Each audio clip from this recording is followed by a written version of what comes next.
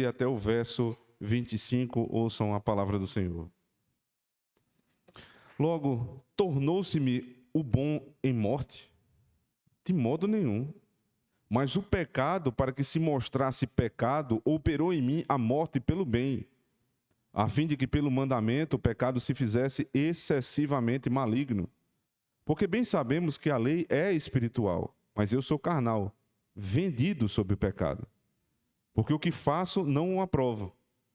Pois o que quero, isso não faço, mas o que aborreço, isso faço. E se faço o que não quero, consinto com a lei que é boa. De maneira que agora já não sou eu que faço, mas o pecado que habita em mim. Porque eu sei que em mim, isto é, na minha carne, não habita bem algum.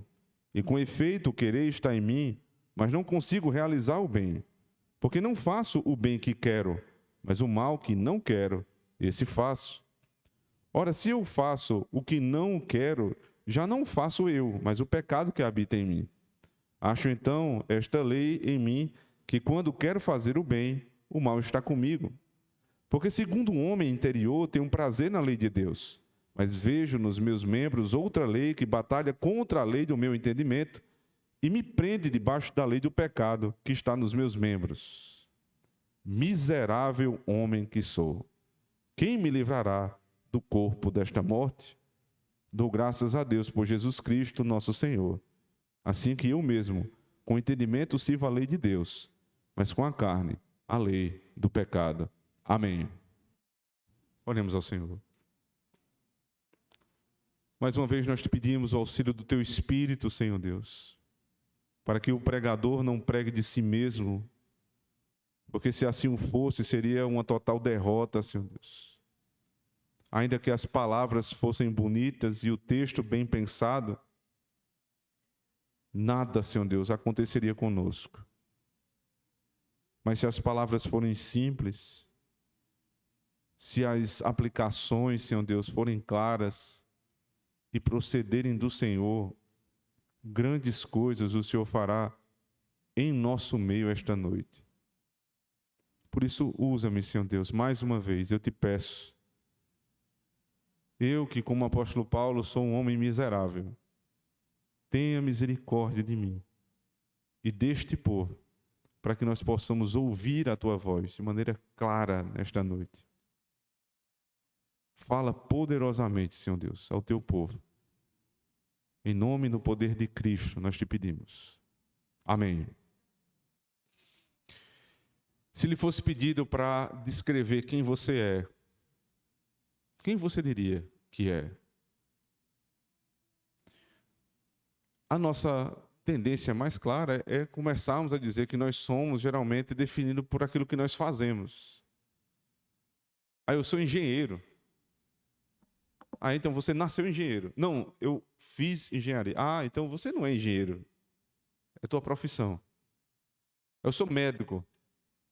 Eu sou comerciante. Eu sou vendedor.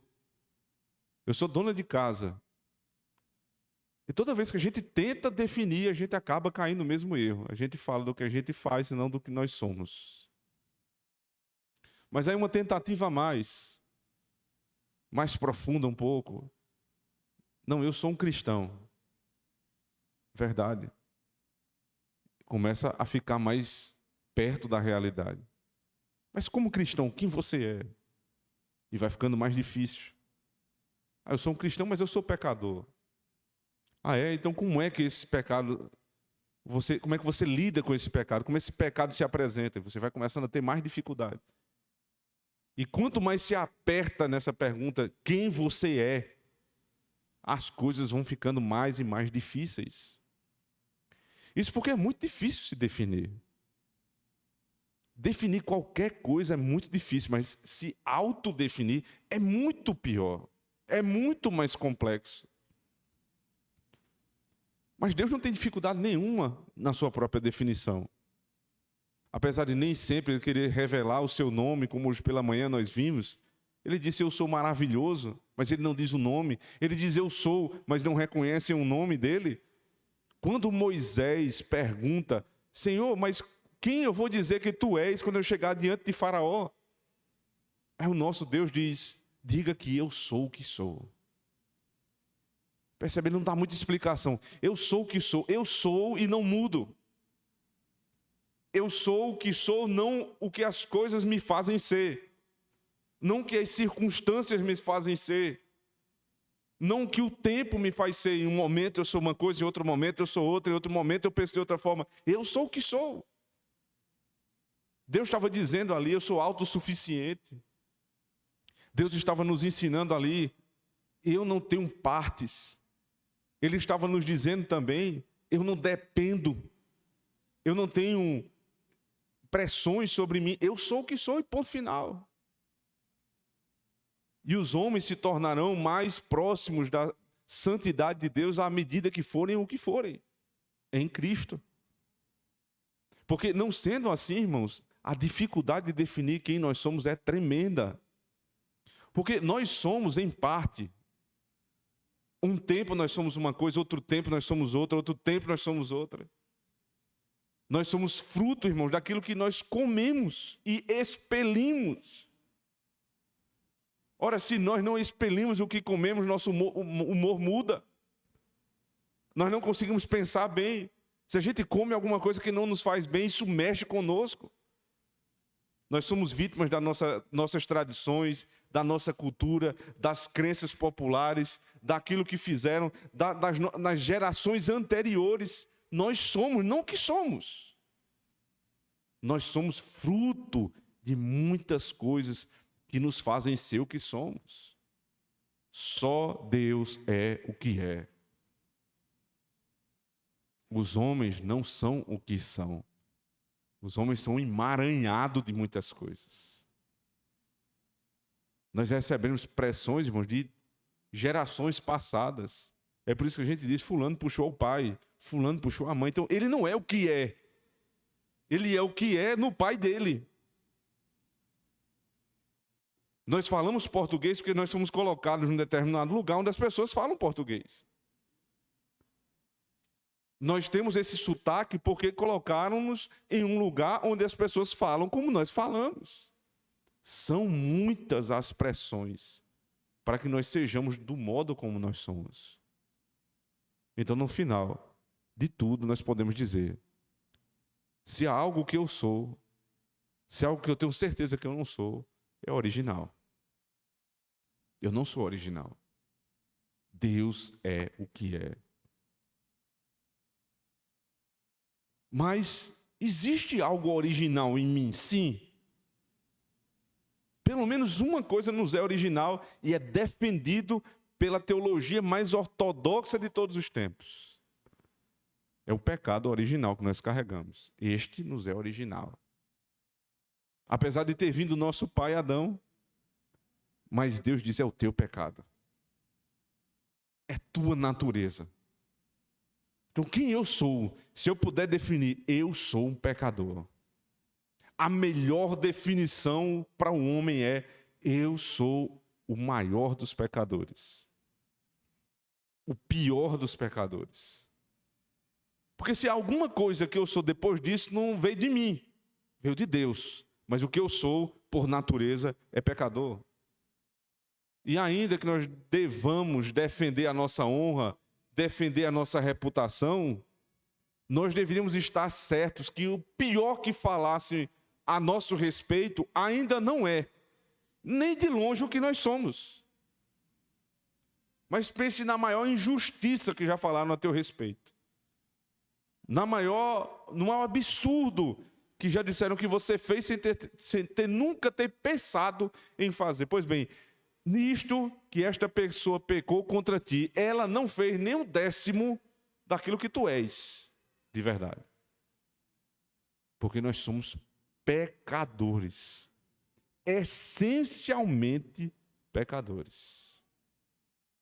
Isso nós somos. Para falar sobre nós, é muito melhor que outro fale sobre nós, de fato.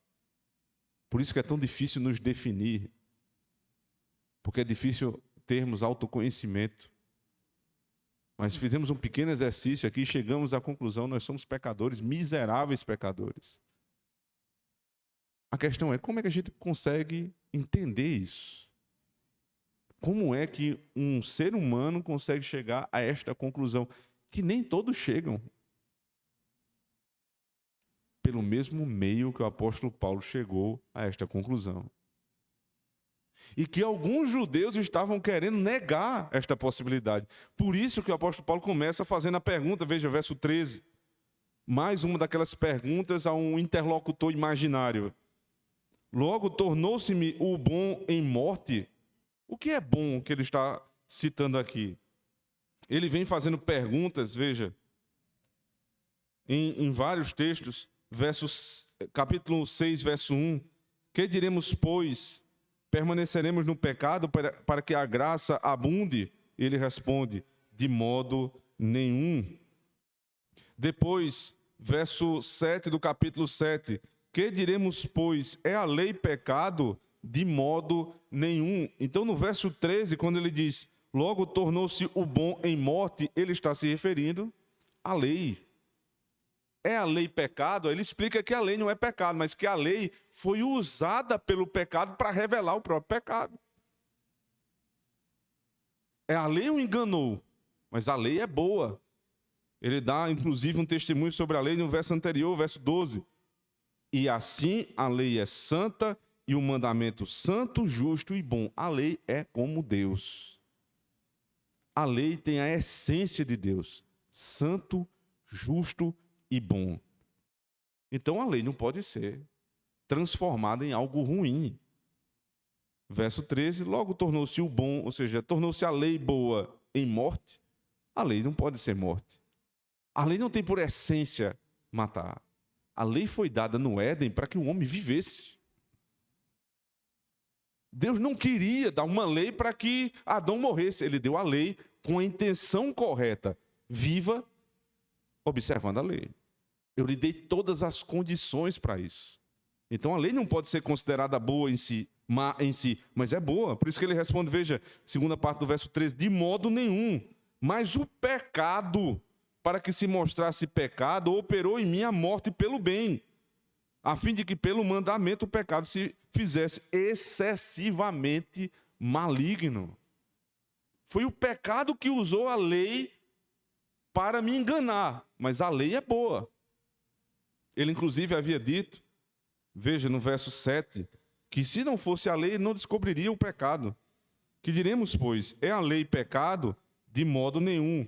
Mas eu não conheci o pecado, senão pela lei. Porque eu não conheceria a concupiscência se a lei não dissesse, não cobiçarás. Então o apóstolo Paulo está dizendo o seguinte, a lei é boa. Quer uma prova disso? Eu só conheci quem eu sou porque a lei disse um dia, não cobiçarás. E como nós já vimos aqui, o uso do 10º mandamento é um uso preciso. Porque até aqui ele está relatando tudo no passado. E no passado dele como judeu, ele se via como um homem guardador da lei. Ele era fariseu de fariseus. Como é que um fariseu que externamente guardava a lei, em todos os seus detalhes, conseguiria algum dia perceber que era um pecador? Sabe como? No 10º mandamento. Só no 10º mandamento. Porque quando alguém dizia assim, a idolatria é pecado, não farás imagem de escultura, ele diz, mas eu nunca fiz imagem. Não terás outros deuses, eu não tenho outro Deus. Não tome o nome do Senhor em vão, eu nunca tomei o nome de Deus em vão. Guardo o dia do sábado, todo sábado eu estou na igreja. E ele continuava, eu respeito as autoridades, eu nunca matei, eu nunca fui infiel à minha esposa, eu nunca deitei com outra mulher que não a minha. Não falo mal, respeito a verdade. Aí o final disse, não cobiçarás. Esse foi o mandamento que deu um susto em Paulo. Porque quando foi revelado, não cobiçarás, ele volta para os outros mandamentos, lembra? Não cobiçarás a casa do teu próximo. Isso foi tratado no 8º mandamento. Por que voltar? Não cobiçarás a mulher do teu próximo foi tratado no 7º mandamento. Por que voltar? Nem um boi, nem um jumento. Por que o 10º mandamento volta aos outros mandamentos? É porque nesse é revelado o que está no coração. Mais claramente é revelado o que está no meu coração. Aí não tem essa, eu não me deitei com outra mulher. Aí é o que Cristo diz lá em Mateus capítulo 5. Se você já olhou para uma mulher com um olhar impuro, é adúltero. Quem revela isso? É o 10º mandamento. Não cobice a mulher que não é tua. Foi aí onde caíram as vendas do apóstolo Paulo, e ele pôde perceber quem ele era de verdade. Esse foi um mandamento que fez Paulo repensar a vida dele. Então, como pode o mandamento ser ruim? Ele diz, não, eu me lembro que quando eu era um judeu, o mandamento me enganou, porque eu desprezava esse aspecto do 10º mandamento. Mas quando eu fui apresentado, e quando o Espírito me mostrou o meu erro, eu mudei. Então o mandamento não pode ser ruim. A lei é boa, santa e justa. Mas é o pecado que usa o mandamento para aquilo que é mal. Veja o que comenta Matthew Henry nesse ponto. Aquilo que opera a concupiscência opera a morte, pois o pecado traz a morte. Não existe nada tão bom que uma natureza viciosa e corrupta não perverta e faça dele uma ocasião para o pecado. Nenhuma flor tão perfumada que dela o pecado não tire veneno. Nisso o pecado aparece como pecado. A pior coisa que o pecado faz, e o mais semelhante a si mesmo, é perverter a lei, aproveitando a oportunidade a partir dela para ser muito mais maligno. Se tem uma coisa que o pecado faz de malicioso, é usar a lei, que é boa, santa e justa, para nos fazer pecar. Quando eu começo a dizer, mas peraí, eu sou dizimista fiel, eu guardo o 8º mandamento. Eu sou trabalhador, eu guardo o 8º mandamento. Eu sou fiel à minha esposa, eu guardo o 7º mandamento. Eu peço a me inchar nisso. Sabe quem está fazendo isso? Não é a lei como Deus deu, mas é como o pecado usa a lei. Se você está usando os mandamentos desta maneira, você está usando igual aquele jovem rico de Mateus 19. E o que foi o final daquele jovem rico? Cristo disse, vai e vende tudo que tens. E o jovem saiu triste, porque disse, ele era muito rico. A idolatria estava no coração daquele menino, enquanto ele dizia, todos os mandamentos que o Senhor disse eu já guardei. Vende agora o que tu tens. Não cobiçarás, veio diante dele. E ali ele caiu. Então é lógico que Paulo aqui é um homem convertido. Um homem que tem a capacidade de perceber isso. A lei é boa. A lei é justa, é santa. Mas fui eu que usei errado. Um fariseu nunca vai dizer isso.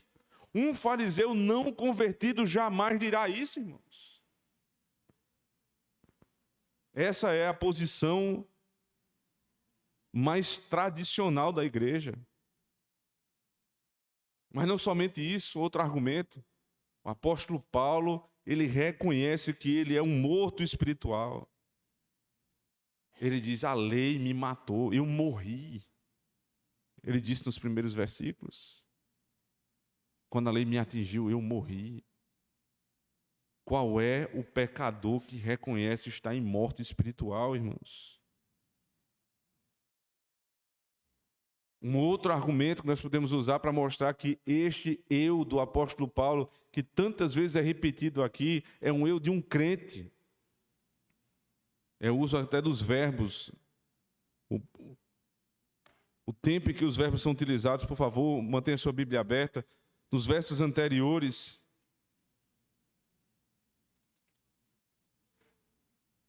ele diz no verso 8, mas o pecado, tomando a ocasião pelo mandamento, operou em mim toda a concupiscência. Verso 9, e eu, não algum tempo, vivia sem lei, mas vindo o mandamento, reviveu o pecado e eu morri.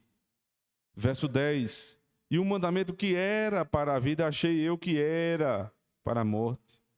Verso 11, porque o pecado, tomando a ocasião pelo mandamento, me enganou, e por ele me matou. 12, essa lei é santa, e o mandamento santo, justo e bom. Agora veja a partir dessa sessão que nós estamos lendo, como o verbo sai do passado e vai para o presente. Verso 14. Porque bem sabemos que a lei é espiritual, mas eu sou carnal, vendido sob o pecado. Porque o que eu faço não aprovo, mas o que eu quero, isso não faço. Verso 16. E se faço o que não quero, consinto com a lei que é boa. De maneira que agora já não sou eu que faço isso, mas o pecado que habita em mim. Verso 18. Porque eu sei que em mim, e isto é, na minha carne, não habita bem algum. Todos os verbos passam do passado para o presente. Já não é mais o Espírito Santo trabalhando no coração dele. É um homem convertido. É o eu de Paulo hoje. Ainda, verso 24, ele clama por um Salvador, veja. Miserável homem que sou, quem me livrará do corpo desta morte? Não é comum, não é natural que um homem pecador peça para alguém ser o seu Salvador externo. É por isso que nós precisamos pregar para que alguém entenda que há necessidade de outro lhe salvar. Não é incomum você falar para alguém que é ímpio a respeito do pecado e ele reconhecer que é pecador. Não é incomum. As pessoas dizem assim, realmente, eu sou pecador, eu reconheço, sou pecador, eu peco aqui, eu faço alguma coisa, mas, aí sempre tem um mais. Mas eu não mato, eu nunca roubei, eu sou trabalhador, eu sou honesto, eu sou isso, eu sou aquilo. Então perceba, ele nunca vai buscar um Salvador. Não é da natureza do homem fazer isso. Eles até citam o nome do Salvador. Eu espero que Jesus tenha misericórdia de mim. Por quê? Porque eu não mato, eu não roubo, eu não fumo, eu não bebo. Então, é um Salvador, é você. O fundamento da tua salvação, no final das contas, é tu mesmo. Então, o único trabalho de Deus é reconhecer que tu és, na balança, mais justo do que injusto. O apóstolo Paulo não diz isso. Miserável homem que sou, quem me livrará do corpo desta morte? E por fim, dentro desses 5 argumentos que eu lancei aqui para defender que o eu do apóstolo Paulo é ele como um homem convertido, a posição de Steve Lawson, num debate sobre esse assunto, ele diz que esse texto, ele grita, ele diz assim, é como se o texto gritasse somente na posição em que ele se encontra no livro de Romanos. Porque se dos capítulos 1 até o capítulo 3, o apóstolo Paulo está fazendo o diagnóstico dos judeus e dos gentios, encerrando todos na mesma condição de miseráveis diante de Deus, necessitados de um redentor. Se nos capítulos 4 e 5 ele aponta a solução pelo evangelho, por meio da justificação pela fé, e dos capítulos 6 até o capítulo 8 ele está falando sobre santificação, e este texto está no capítulo 7. Na estrutura de santificação, como é que Paulo vai fazer uma digressão como essa, de sair e voltar lá para o capítulo 1 e 2? Não faz sentido. Steve Lawson disse, o texto grita apenas pela sua posição para dizer, eu sou apóstolo Paulo convertido. Eu sou um homem convertido, com todas as angústias de um homem convertido. Mas eu poderia encerrar todo o argumento num só. Não seria teologicamente o mais adequado, por isso que eu não fiz. Não seria o argumento mais forte, do ponto de vista exegético, mas seria justo. Quem de nós não passa pelas mesmas tensões do apóstolo Paulo? Quem nunca disse, bem que eu tentei fazer, eu fiz o contrário. E o mal que eu não queria, esse sai automaticamente. Quem nunca passou por isso, irmãos? Para mim, este é o argumento mais forte de todos, é porque nós percebemos isso em nós mesmos. Nós somos pecadores e nós agimos com o pecado de uma maneira, assim, com uma habilidade tal que a gente nem pensa em pecar, a gente só peca. É natural pecar. Mas fazer o que é bom é um esforço tremendo que só é possível por meio do arrependimento e da esperança no Evangelho do nosso Senhor Jesus Cristo. Então Paulo começa a falar qual é esta tensão em que ele se encontra. Verso 14. Porque bem sabemos que a lei é espiritual, mas sou carnal, vendido sob o pecado. Porque o que faço não aprovo, pois o que quero, isso não faço. Mas o que aborreço, isso faço. E se faço o que não quero, consinto com a lei, que é boa. De maneira que agora já não sou eu que faço isto, mas o pecado que habita em mim. Quando ele fala, no verso 14, bem sabemos que a lei é espiritual, mas eu sou carnal, ele está dizendo, bem sei que a lei ela é espiritual no sentido do 10º mandamento. Não é uma lei meramente escrita no papel, mas é uma lei que ela tem jurisdição sobre o coração. Todas as outras leis elas não se importam com a cobiça. A cobiça não é, de maneira nenhuma, ameaçada de ser punida. Por um motivo óbvio. Quem vai averiguar a cobiça no coração do outro? Mas essa lei, sim, esta pode averiguar, porque a lei é espiritual. Ele diz, mas eu sou carnal. Ele se coloca numa situação semelhante àquela que ele chama os coríntios. Vocês são carnais. Não existe esse ideia de crente carnal como nós conhecemos no nosso tempo. Mas o carnal é o oposto do espiritual. A nossa tendência é de guardar a lei externamente. Quando a lei, na verdade, é espiritual. Ela quer saber do meu coração.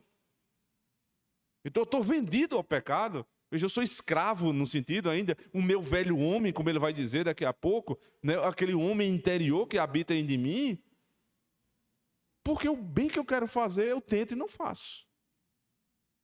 Quantas vezes nós ensaiamos até a fala? Eu vou lá, vou falar um negócio, eu vou chegar lá e vou fazer um discurso maravilhoso, eu quero agradar os meus amigos, os meus irmãos. A gente faz o texto, chega lá, quando começa a falar, uma tragédia. Metade não entende e a outra metade que entende fica com raiva. E a gente volta para casa abatido. A gente volta sem saber o que foi que aconteceu. Mas eu tinha uma intenção tão maravilhosa. Mas a nossa intenção, até boa, nem sempre ela é externalizada com atos bons. Os nossos atos são sempre estruturados desta maneira. A intenção do coração, o ato em si e os seus efeitos. Às vezes, os efeitos são bons, mas são frutos de uma intenção maldosa e de um ato ruim. E acaba, por algum motivo, alguma coisa dando certo. Alguma coisa Deus tira dali. Às vezes a intenção é ruim, mas o ato é bom. Eu dou alguma coisa a alguém que está precisando, mas o meu desejo é mostrar para todo mundo. Então, o ato é bom, mas a intenção do coração é maligna. Os efeitos podem ser até bons, mas Deus sabe do coração. E assim, em todas as outras situações, nós nunca conseguimos fazer tudo perfeitamente. Intenção, ato e as suas consequências, tudo bom. Sempre pecamos em algo. Irmãos, esta é a tensão que o apóstolo Paulo está relatando aqui. Não é a tensão de um ímpio. Ímpio não se preocupa com isso. Ímpio só peca.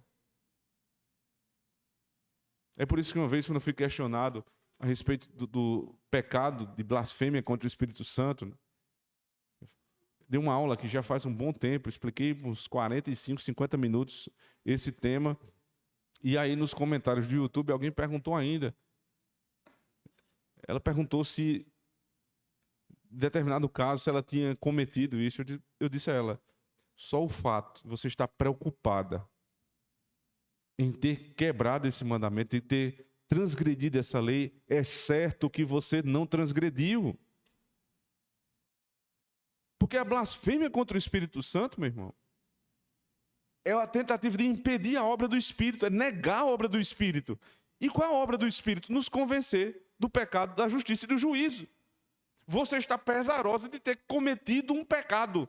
Esta é a obra do Espírito, pelo que me consta. Então, se você está preocupada em ter caído neste pecado, não pecou.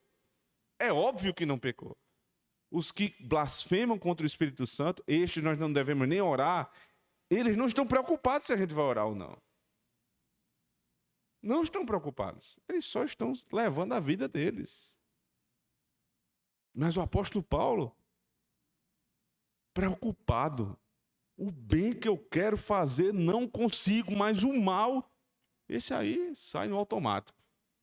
Ele continua. Porque o que eu faço não aprova, verso 15. Pois o que eu quero, isso não faço. Mas o que eu aborreço, isso eu faço. Perceba, não é que ele faz o mal querendo fazer o mal, mas ele desaprova o mal. Ele reconhece o que é bom e o que é ruim. Ele tenta fazer, faz o que é ruim, mas ele reprova aquilo. Ele sabe que aquilo é ruim. Algumas vezes a gente se pergunta, né, como é que pode um crente ter algum vício? Ora, se for verdadeira aquela interpretação de que este não é o apóstolo Paulo porque ele está nessas tensões, eu lhe pergunto. Então nós vamos excomungar todos os homens e mulheres da igreja que têm algum tipo de vício? O vício de falar demais. Um vício relativo a uma imoralidade. As imundícias desse mundo. Necessariamente estas pessoas estão condenadas ao inferno, é isso que nós devemos crer? Ou estas pessoas estão ainda sofrendo com os males que assolam os crentes? Eu escutei isso numa pregação que eu vou contar agora. Não é um caso que eu passei, mas um pastor amigo meu passou. Ao pastorear ainda muito cedo, isso todo pastor faz, né? Quando está no seminário, tem a oportunidade como seminarista ainda, não pastorear, mas ajudar no pastoreio de determinada igreja. A gente sempre, o que a gente faz no final de semana, a gente corre para perguntar ao professor durante a semana. É normal isso acontecer. E ele fez esse movimento, ele foi lá conversar com o professor. E ele estava acompanhando um jovem que tinha um desses pecados viciantes. E ele, ao contar, disse assim, um pastor muito experiente, o pastor jovem disse, este jovem que eu estou acompanhando, esse pecado lhe faz muito mal, mas ele tem lutado contra o pecado. Então o professor disse, ele tem lutado contra o pecado? Sim. Graças a Deus que ele tem lutado contra o pecado. Aí o pastor jovem disse que na hora assim ficou sem entender. Como é que o pastor deu graças a Deus porque ele tem lutado contra o pecado? Ele queria que não tivesse o pecado. Mas graças a Deus que ele está lutando. E se ele não lutar mais? E se chegar um dia que ele disser assim, agora eu vou me entregar ao pecado? Aí sim, há um grande problema. Pior do que lutar contra um pecado que você não consegue se desvencilhar. Meus irmãos, muitos são os pecados que assolam os crentes. E às vezes a gente se pega aqueles que são mais públicos e notórios, né? Que geram um grande escândalo, mas muitos dos irmãos, eu não tenho dúvida disso, estão passando por situações difíceis dentro dos seus próprios corações, lutando com pecados há muitos anos. Não desistam de lutar contra esses pecados. Não desistam. Não se entreguem. Peçam ajuda. Não se achem ímpios. Porque se vocês estão lutando, como disse o pastor, graças a Deus que vocês estão lutando. Nós não podemos permitir que os dedos sejam apontados em riste como se estes fossem os únicos pecados da nossa congregação. Não são.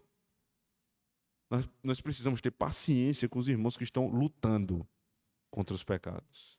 A gente só não tem paciência com quem se entrega obstinadamente a um pecado. Mas quando eu digo, me ajude, o mal que eu não quero fazer, eu faço. Mas o bem que eu quero, eu não consigo fazer. A igreja tem que estender a mão e cooperar. Paulo continua. Verso 17. De maneira que agora já não sou eu que faço isto, mas o pecado que habita em mim. Porque eu sei que em mim, isto é, na minha carne, não habita bem algum.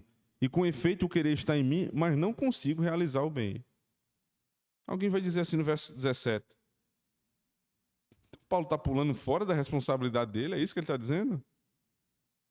De maneira que agora já não sou eu que faço isso, então é outro?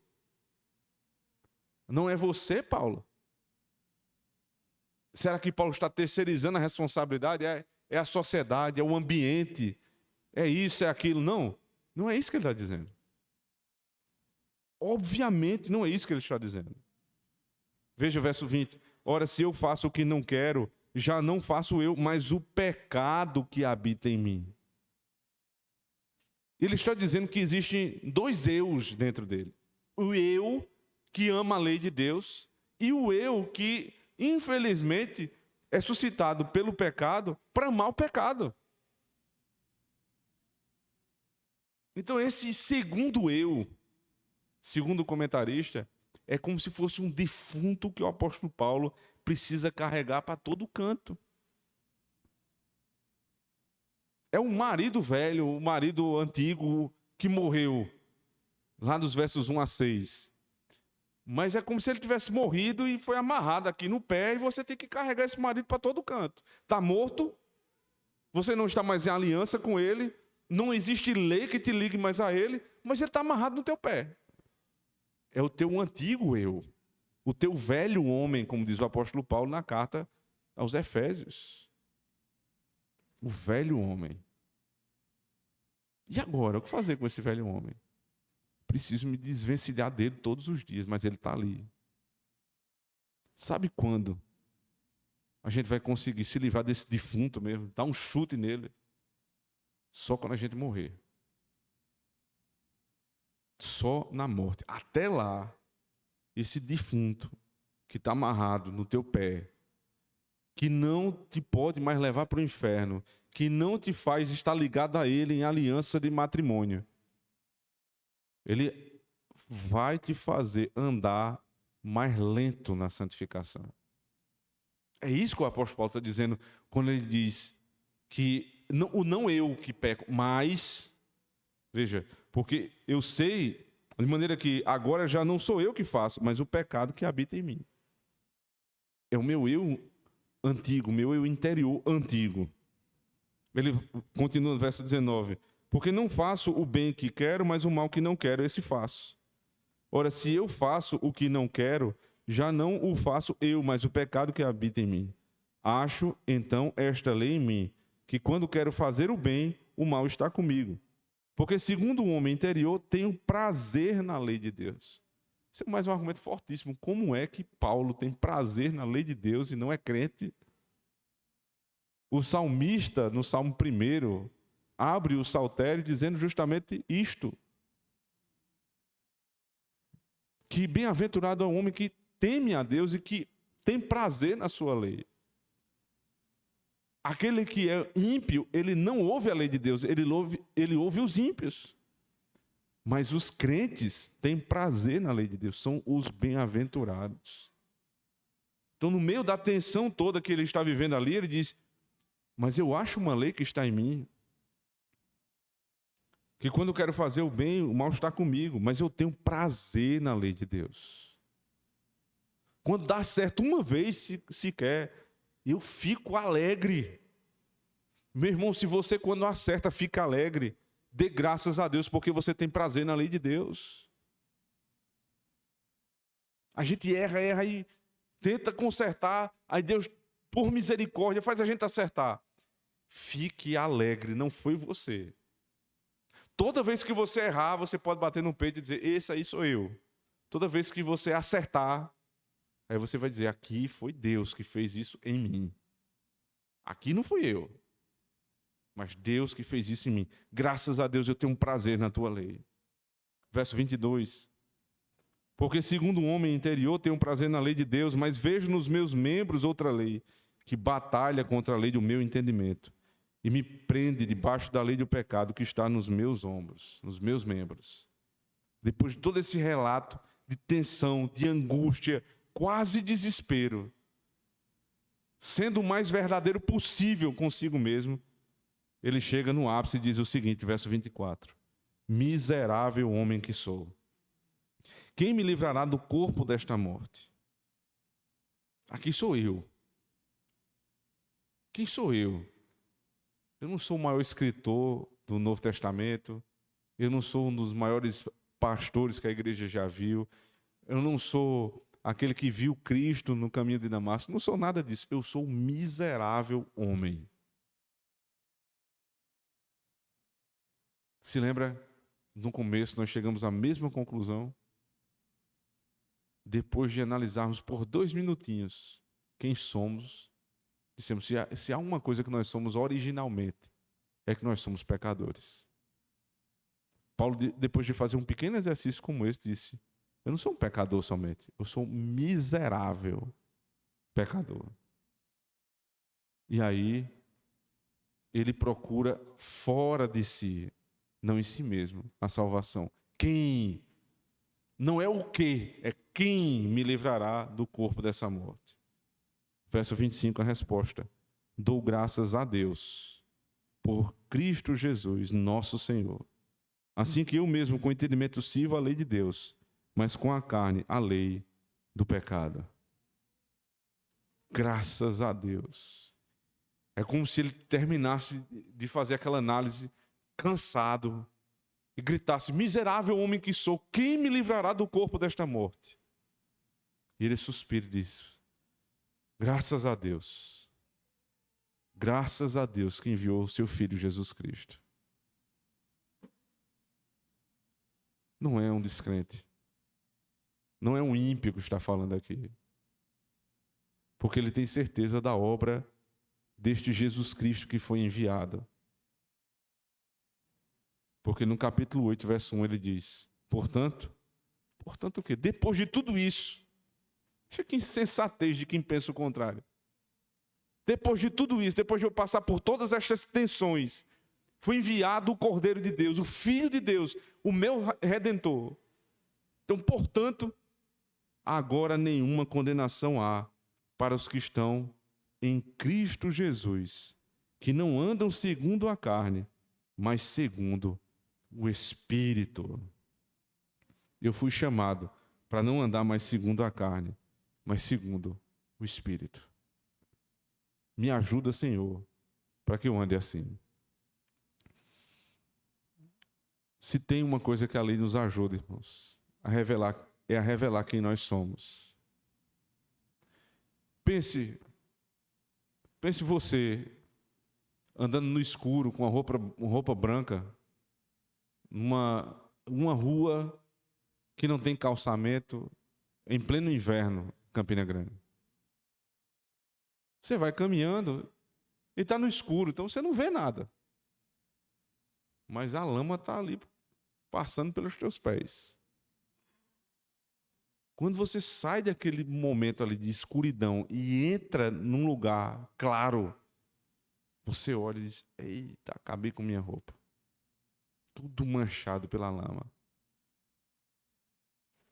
Enquanto você andava na escuridão, a lama estava lá, mas você não via. Quando veio a luz, você percebeu a imundícia que você estava metido. O apóstolo Paulo, na primeira parte, é um homem que conhece a lei, mas não conhece a lei no seu modo espiritual. Ele está começando a tatear, a entender. Mas na segunda parte do capítulo 7, é o evangelho desnudo. É a lei como, não uma luzinha, mas um refletor sobre a lama dos teus pés. E quando você olha, você diz: miserável homem que sou. Eu lhe pergunto novamente: quem você é? Não estou perguntando o que você faz, o que você fez, de quem você é filho, mas quem você é. Eu espero que você saia daqui com uma convicção: miserável homem que sou. Quem me livrará do corpo desta morte? Mas não saia dizendo só isso, porque o apóstolo Paulo terminou dizendo: graças a Deus por Jesus Cristo, nosso Senhor. Portanto, não há mais condenação para os que estão em Cristo Jesus, nosso Senhor. Amém.